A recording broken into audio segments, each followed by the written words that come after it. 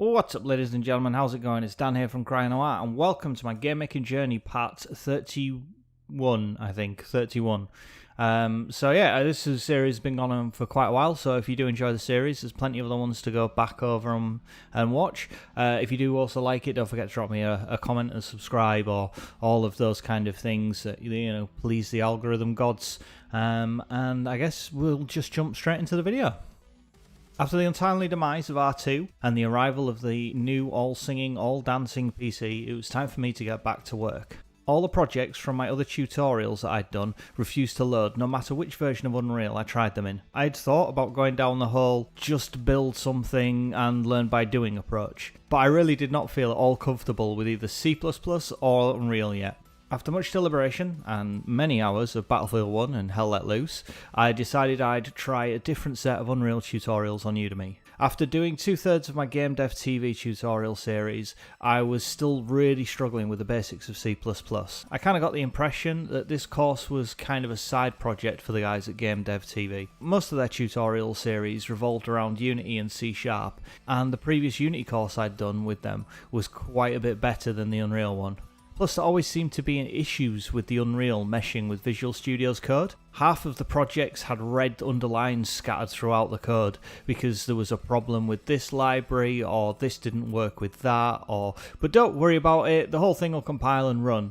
It just didn't feel as slick as the other Unity courses I'd done. Thankfully, Udemy often have sales on, and I tend to pick up courses that interest me, or something that I think might be useful further down the line. Looking through my library, I'd found Stephen Ulibarri's Unreal Engine C++ Ultimate Shooter course, and after watching the intro, I immediately remembered why I'd picked this one up. It looked as though it was going to cover pretty much all the main topics when it came to Unreal development.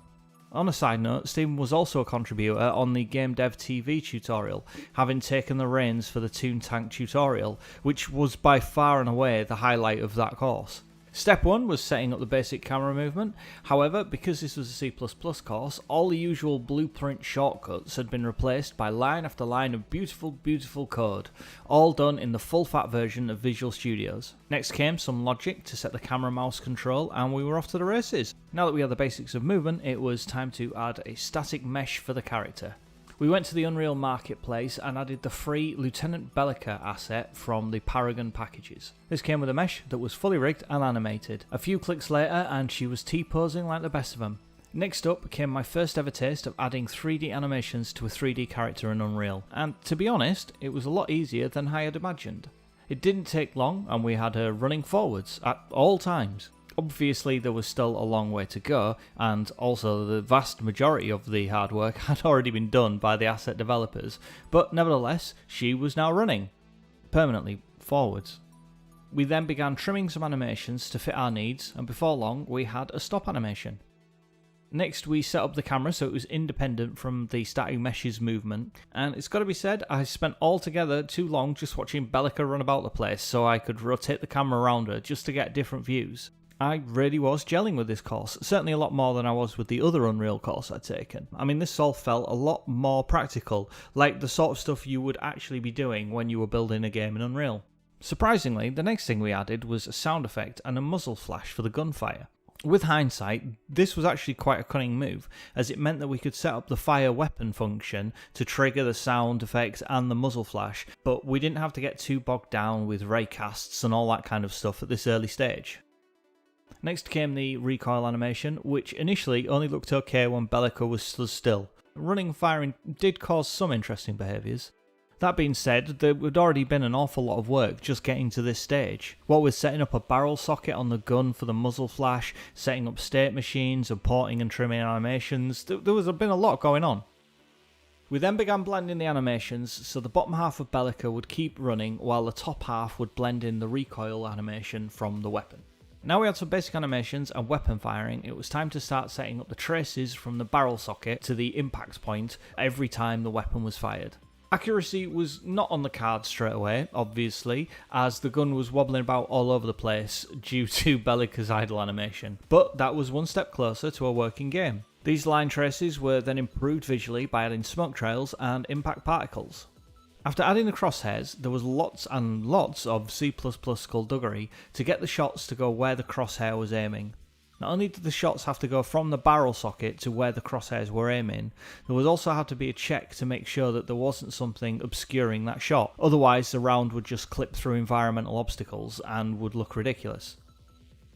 Speaking of ridiculous, we then tackled Bellica's running animation, adding strafe animations, stop and start animations, running backwards animations, and then blending them all together, along with an aiming zoom, so that no matter which direction Bellica ran, the animations adjusted accordingly and blended together. The final effect, while not perfect, did look legitimately like a real game. I was seriously stoked. After adding an animation so Bellica brought the gun up when aiming and slowing the camera movement whilst aiming, it was time to work on the crosshairs. We split them up into 4 separate parts and then set them to spread out from the middle depending on the player's movement, but contract slightly when the player aimed. This meant if the player was stationary and aiming, the crosshairs would focus in more tightly, but when Bellica was running and jumping, the crosshairs would be all over the place. Now that Bellica was moving, aiming and firing convincingly, it was time to make the environment look a little more convincing too. Back to the marketplace we went and we picked up a free factory level. Even when doing this, I was still learning stuff that I didn't know before. I thought we would just import the assets and then would just to build a basic level out, but what we ended up doing was launching the demonstration level and then migrating that level over into our existing project. So within a matter of minutes, Bellica was now running around a fully fleshed out environment. To round out the current section, we finally added auto fire to the weapon using an existing firing solution by hooking it up to a timer, and then we added some jumping animations. So far, I would say I'm coming on around about a third of the way through the course, and I can't believe just how good it looks in its current state, and just how much I've learned. I know I'm not completely new to C++ or programming in general, but this is the first time I've felt like I was beginning to understand C++. Like it's not completely impenetrable. C# had come to me quite easily after my GML days, and Xamarin was child's play compared to C#. But C++ on the other hand had always seemed really verbose, like convoluted, as though that me trying to use it was an inconvenience to it, like it was not so silently judging me for not getting it. But finally, it's just beginning to show a faint glow of there being a light at the end of the tunnel. Hopefully that light's not a train. So all in all, I'm pretty happy with the progress so far, and I can't recommend this tutorial course enough, to be honest. It's certainly one of the better ones I've done on Udemy. It's certainly the best one I've done on C++ and Unreal. So yeah, I mean, if you're interested, it's up on Udemy, obviously. So go check it out. And yeah, like I say, just stay tuned for my next section. I mean, this has taken me a while. I can only really dedicate maybe an hour or so on an evening at best. And obviously I'm learning, so I'm still pretty slow on that because my old brain nogging's not what it used to be. But all things considered, it seems to be going quite well. So thank you very much for watching, guys. Take it easy. Rate, comment, subscribe, all that kind of garbage. Check out the website as well. It's still not finished, but it looks a lot better than it did. And that's about it. So take it easy. I'll see you all next time. Probably again in maybe 3 months or whatever. All right. Cheers. Bye-bye.